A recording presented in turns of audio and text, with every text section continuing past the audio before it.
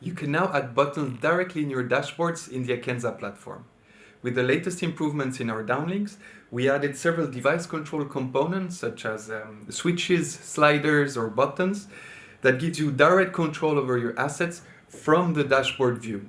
And we've been testing this in our office with our window blinds. And as you can see, it works like a charm.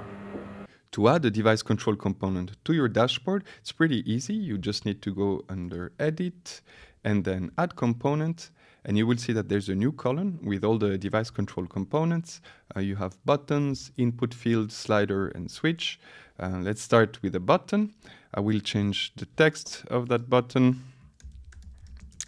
Let's say engine control. You can put another label. Let's put reboot command.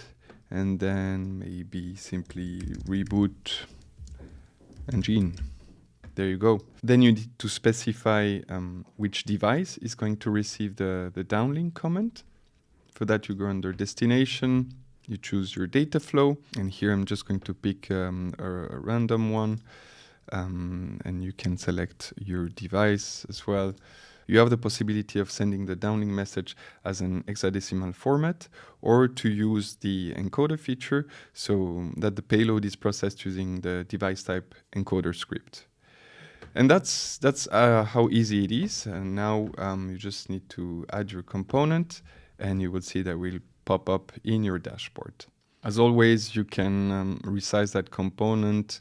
You can move it higher up, and add other device control components to your dashboard. Hope you enjoyed this video, and I see you in the next one.